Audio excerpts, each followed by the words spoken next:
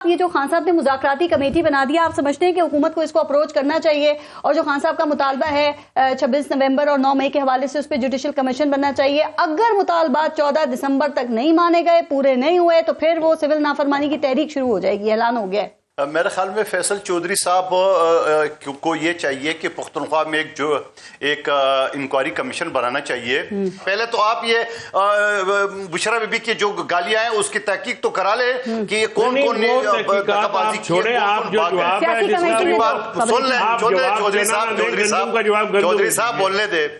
चौधरी साहब बोलने दे भाई, बात आपसे कुछ हो रही है कि मुज़ाकरात आप जमहूरी पार्टी है, मुकम्मल तो करें ना। आप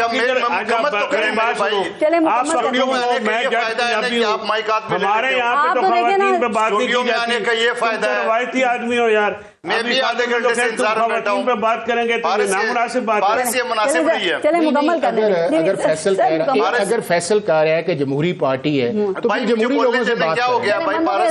सारे लगे हुए, मैं बैठा हूं भाई। आप भी इस्लामाबाद आ गए। ये तरीका तो नहीं है। आपको बोलने दीजिए, बताएं बात। ना पारिस इस तरह ना करें, ना इस तरह ना करें। सुन रहे हैं आपको, ये तरीका नहीं है, बात तो करें। ये कौन सा तरीका है ना कि दोनों बोल रहे हैं भाई मैं खामोश बैठा हूं। पहले 25 मिनट में आपने मेरे जाहिर करा। कादर भाई यार, आप बोले जो आपने बात कर दी, आपको कोई इंटरप्ट नहीं करेगा। हाफिज साहब आपने भी नहीं करना, मैंने भी नहीं करना। प्लीज आप बोले, कादर मंदो खैर साहब को बोलने दीजिए। आपने इंटरप्ट किया, मैंने फैसला कर लिया जी, बात करें। अब मुकम्मल करें ना सर, जल्दी से। पारिस आपने कहा कि इमरान खान साहब ने सिविल नाफरमानी का ऐलान किया है। आपको पता है इससे पहले भी वो स्टेज पे बिजली के बिल पाड़ चुके हैं और फिर अगली महीने बनी गाला का बिल वो पेमेंट कर चुका है और उस वक्त के डॉन अखबार में ये खबर भी आ गई है। वो भाई आप किसकी बातों में, बेचारा जेल में पड़ा हुआ है, उसको जारी बात है, टाइम पास नहीं हो रहा है, कोई ना कोई ये शोशा तो छोड़ना है इन्हें। उन्होंने कहा ये आखिरी कॉल है, फिर आखिरी कॉल के बाद आखिरी कार्ड आ गया। ओ भाई ये कब तक ये खेलते रहेंगे? आप पश्तूनों नौजवानों को कब तक अपनी सियासत की बलि चढ़ाओगे? जिनके घरों में वो लाशें गई है वो आपकी वजह से गई है, मारे जिसने भी है आपकी वजह से गए, क्योंकि आपने कहा हमारे फातिहा पढ़ लो, भागा। ये इतना बुज़दिल आदमी है, गंडपुर ये मुझे बड़ी बड़ी छोड़ी है, अपने आप को बदमाश कहता है, सबसे बड़ा बुज़दिल निकला और नौजवान पश्तूनों को जो ना वो गोलियों के सामने छोड़ दिए। इसको कहते हैं मर्दानगी, इसको कहता है लीडर। और आज बुशरा बीबी को भी उसने छोड़ दिया, उसने भी गिला किया कि मैं तो अकेली थी, यानी उसने ये नहीं कहा कि गंडपुर मेरे साथ है। और फिर ये पंजाब की तुरम खान जो पिछले 77 साल में मुख्तलिफ पार्टियों में मुख्तलिफ नामों से हुकूमतों को एंजॉय करे, वो कहां छुपे हुए थे? ठीक दरअसल में ये सारी बुशरा बीबी की जो गालियां वो पंजाब की क़यादत को पड़ रही है। अच्छा। क्योंकि किधर गया हमादा असल, जिसका बाप गवर्नर भी रह चुका है, आज एमएनए भी है, शाह महमूद कुरैशी। आगे बड़े सवाल नहीं रह गए। कादर मंदो खेल साहब, ये पाकिस्तान तहरीक इंसाफ 26वीं आईनी तरमीम पे जस्टिस मंसूर अली शाह के मौक़िफ़ के साथ ही खड़ी हुई है। सर आज जो जुडिशल कमीशन का इजलास हुआ, फिर जस्टिस मंसूर अली शाह का खत, फिर चीफ जस्टिस का उसके ऊपर जवाब, आप इस सबको कैसे देखते हैं? आप समझते हैं कि 26वीं आईनी तरमीम पे फुल कोर्ट बननी चाहिए और जजेस, मजीद जजेस की तैनाती से पहले रूल्स बनने चाहिए? फारिस, अगर मैं किसी की ख्वाहिश पे जाऊं जिसने खुद चीफ जस्टिस बनना हो और उसकी तो बड़ी ख्वाहिश हो सकती है कि भाई ये 26वीं तरमीम खत्म हो जाए और जस्टिस या अफरीदी सब साइड पे हो जाए और मैं चीफ जस्टिस बन जाऊं, तो ये ख्वाहिश। और फिर मुझे ये भी बड़ी हैरत है, ये दोनों मेरे सीनियर वकला बैठे हुए हैं, क्या कभी आपने ऐसा देखा हो कि जजेस आपस में बैठने की बजाय खत लिखे और खत मीडिया को जारी कर रहे? जहां तक फुल बेंच की या फुल कोर्ट की बात हो रही है, फाइज साहब करते थे ऐसे हरकतें, उन्होंने ही शुरुआत की थी ना ऐसी हरकतें, ऐसी तमाम। तो बिद्दत को जारी नहीं रहना चाहिए ना, बिद्दत खत्म होना चाहिए। मैं मुकम्मल करूं। 25 मिनट के बाद बारी मिली है, वो भी नहीं बोलने दे। मुकम्मल कीजिए प्लीज, मैंने टाइम देख। अच्छा आप मुझे बता दे कि जस्टिस मंसूर अली शाह जो है वो खत लिख के और मीडिया को जारी करे, यकीनन मैं कहूंगा उन्होंने जारी किए। सुप्रीम कोर्ट के कागज कैसे लीक हो गई है, कैसे आ गई है? और फिर जस्टिस मंसूर अली शाह साहब जब फुल कोर्ट की बात कर रहे हैं तो मेरे ख्याल में आज उसको जवाब मिल गया। आज एक हाईएस्ट फोरम जुडिशल कमीशन में उनको इनकार कर दिए और पूरा का पूरा अक्सरियत जो ना वो चीफ जस्टिस के साथ थी। और चीफ जस्टिस ने बड़ी खूबसूरत बात की, उन्होंने ये कहा ये इख्तियार मेरे पास नहीं है, ये इख्तियार जो आईनी कमेटी है उसके पास इख्तियार है। और दूसरी बात, ये सारी चीजें करके कितना अच्छा होता है जस्टिस मंसूर अली शाह साहब, मैं आपके तौसत से उसको मैसेज देना चाह रहा हूं, हमारे लिए मोहतरम है कि अगर वो खुद सीनियर प्यूनी जज उन्हीं आईनी तरमीम के जरिए बनने से पहले साइड पे होते और फिर ये कहते कि पहले ये जो 26वीं तरमीम है इसकी जो अपील है उसको डिसाइड हो तब मैं करूंगा।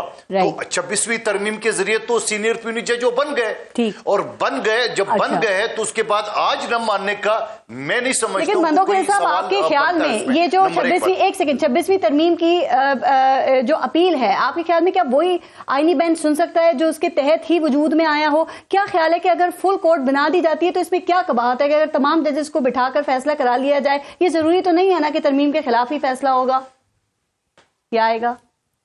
पारस, आपके और जस्टिस मंसूर अली शाह की ख्वाहिश पे तो नहीं बनेगी, कानून के मुताबिक बनेगी। और कानून यही है जो आज जुडिशल कमीशन में जस्टिस मंसूर अली शाह साहब को जवाब मिल गया।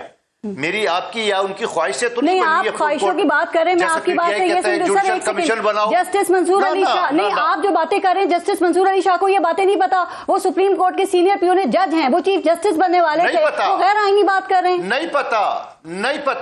नहीं पता उसको। अगर पता होता तो जिस आइन की, जिस 26वीं तरमीम के जरिए वो सीनियर प्यूनी जज बन के बैठे हुए हैं, तो उसी आइन में लिखा हुआ है कि ये एक आईनी कमेटी वो फैसला करेगी और फिर आईनी बेंच सुनेंगे। और फिर मैं दोबारा रिपीट करूं, आज जुडिशल कमीशन में जजेस की अक्सरियत ने या कमेटी की अक्सरियत ने मुस्तरद कर दिए जस्टिस मंसूर अली शाह की बात। तो उसके बाद मैं क्या कहूंगा?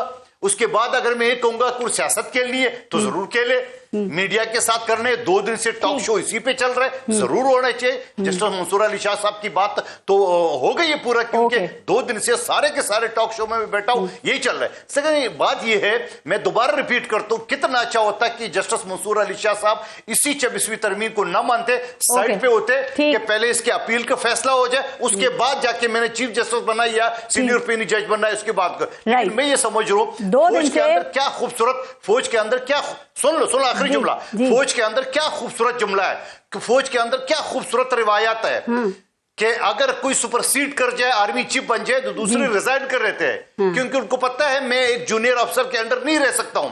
वो सबऑर्डिनेट होते हैं। शाह साहब ने मेरी बात भी सुने ना, वो सबऑर्डिनेट होते हैं, जुडिशरी में सबऑर्डिनेट नहीं होते। इधर अभी 2 बातें और सुननी पड़ेगी पारस, 1 मिनट।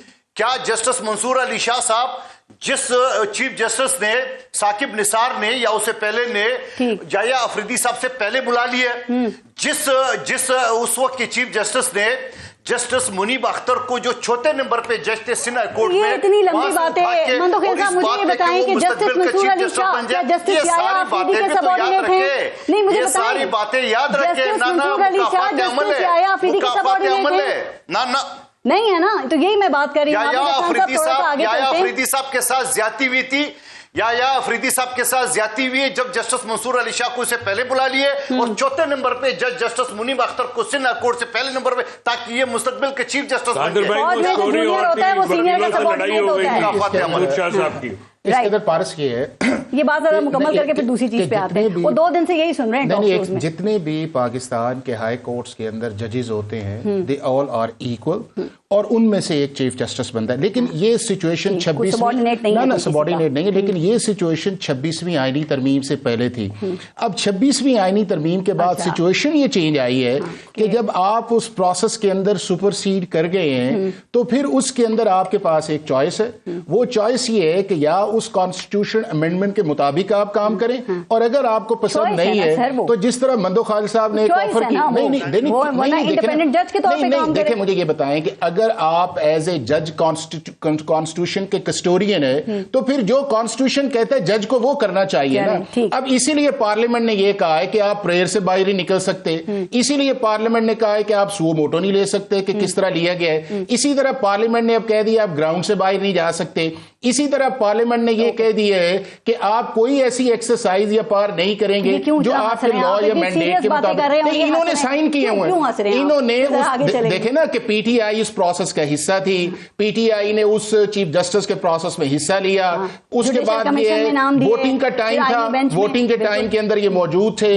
जुडिशियल कमीशन की कॉम्पोजिशन में कभी कोई दो भेज देते हैं, कभी दो कोई भेज देते हैं।